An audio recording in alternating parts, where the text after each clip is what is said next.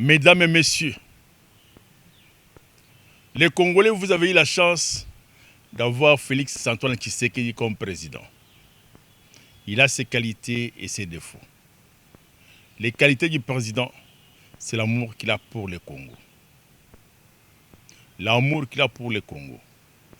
À la place du président Félix Tshisekedi, si c'était une autre personne, première chose, il n'aurait pas fait 5 ans de la manière dont Kabila avait piégé ce pays. N'importe qui prendrait le pouvoir, il n'allait même pas faire 3 mois, parce qu'on devait les tuer. Félix a joué à la sagesse pour qu'on arrive là où nous sommes aujourd'hui. La manière dont le Congo était piégé, n'importe qui prendrait ce pouvoir n'allait pas faire 1 année. Parce que l'armée congolaise n'appartenait pas aux Congolais, c'était une armée du Rwanda, l'armée de Kagame. Voilà comment le président de la République, Félix Antoine Tshisekedi, que je dois féliciter pour sa sagesse et pour sa patience. Parce que ce n'est pas facile d'avoir la patience comme Félix. Oh, que notre Dieu soit béni. Il faut avoir la patience comme Félix Antoine Tshisekedi pour que nous puissions arriver là où nous sommes aujourd'hui. Combien de temps, combien de gens ne l'ont-ils pas poussé à attaquer le Rwanda? S'il aurait attaqué le Rwanda, le Congo allait disparaître. À cette époque-là, parce que tous les militaires qui étaient au front, c'était les militaires des Kagame.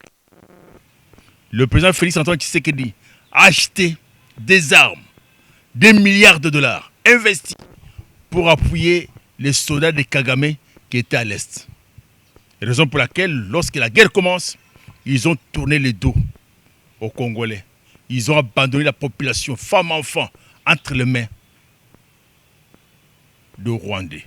Voilà pourquoi, à l'Est, il y a des milliers de morts aujourd'hui. Parce que Félix était prudent. Il savait qu'il n'avait pas une armée. Il a passé le temps à faire de plaidoyer à l'extérieur pour faire comprendre, d'abord exoriser, pour que le Congo soit compté parmi les nations. Comme je vous l'ai dit dans le temps, le Congo n'a jamais été un pays.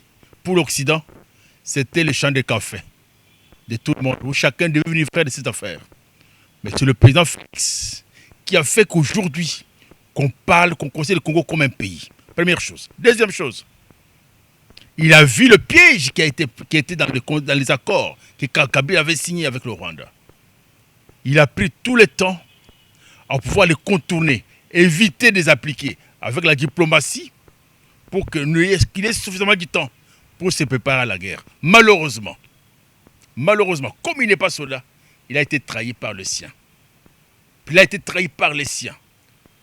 Monsieur le Président, je vous tiens à vous informer, vous devez le savoir, que tous les généraux et colonels qui tentent Kabila, ce sont les gens qui ont signé le pacte avec Kabila. Kabila, ce que vous voyez, c'est un chef spirituel. Kabila, c'est un chef spirituel. Il a une église où pour être membre, il faut être sodomisé. Tous ces gens-là ont été sodomisés par Kabila.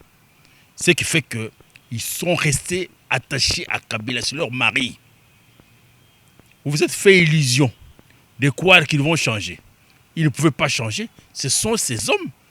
Quand vous êtes avec quelqu'un qu'on appelle un kabiliste, et à un moment donné, le mari il dira, quitte là-bas, il va quitter. Fais ceci, fais ça. Il faut faire très attention avec les gens qui ont approché Kabila. Ce sont les gens qui sont dans l'église de Kabila. À tout moment, il peut les mobiliser. Et aujourd'hui, vous avez vous-même remarqué que tous les généraux sur qui tu comptais, qu'ils soient Kassaïens, qu'ils soient même les amis, que vous croyez être amis, tous ces gens-là vous ont trahis. Évitez, enlevez les sentiments. Envoyez-nous tous ces gens en retraite. Tous ces gens-là, envoyez-les rapidement en retraite. Nous devons reconstituer une nouvelle armée, avec une nouvelle jeunesse, avec une nouvelle mentalité. Tous les gens qui ont fui, qui ont abandonné le front à l'Est, il faut que toutes ces personnes, parce que tu n'as pas la possibilité de les mettre tous en prison, tu n'as pas la possibilité de les tuer, tu les envoies en retraite. Les autres, il faut les démobiliser pour les envoyer dans le champ. On doit reconstituer une nouvelle armée, avec une nouvelle jeunesse, avec une nouvelle mentalité, pour que ce pays, 10 ans, 15 ans plus tard, que nous ayons une armée capable de faire face à n'importe quelle armée. Parce qu'une armée mutilée, une armée corrompue, une armée où les militaires, où les généraux ont des immeubles, ça n'existe nulle part au monde. Les généraux avec les immeubles, avec beaucoup de femmes, ça n'existe nulle part au monde. Ce sont les hommes d'affaires qui n'ont rien à faire avec l'armée. Et quand vous continuez à les garder, vous êtes en train de créer la tombe pour le Congo. Je vous en prie, Monsieur le Président, que vous avez été... Nous sommes fiers de vous. Parce que quand je regarde objectivement, je ne suis pas fanatique. Je suis un révolutionnaire. Je suis depuis mon jeune âge, j'aime le Congo. Je peux faire que le Congo subsiste. Je me suis battu à l'université contre Mobutu. Je me suis battu pendant la conférence souveraine. Mais je me suis rendu compte que les Congolais n'étaient pas capables de pouvoir déboulonner Mobutu. Voilà pourquoi je suis dans la société civile en train de me battre toujours pour les femmes et les enfants. Je crois que le président Félix, c'est l'homme du moment, l'homme que Dieu nous a donné pour la libération de notre pays. J'invite tous les hommes de bonne volonté, les femmes de bonne volonté, de pouvoir soutenir Félix. Parce que si Félix aujourd'hui disparaissait, mettez en tête, je vous l'ai dit comme prophète, le Congo va disparaître. C'est le souci de l'Occident. Protégez-le. Protégez-le pour l'unité du Congo. Même sur le plan mathématique, aujourd'hui, il symbolise l'unité nationale. Dans un pays, il n'y a pas d'armée. Dans un pays, il n'y a pas la police. Où tout le monde est corrompu. Aujourd'hui, il suffit seulement qu'il meure. Vous verrez chaque province devenir autonome. Et les Occidentaux vont s'appuyer sur ceux qui sont les armées pour qu'ils ne dépendent plus de Kinshasa. Parce qu'à Kinshasa, il n'y a pas d'armée.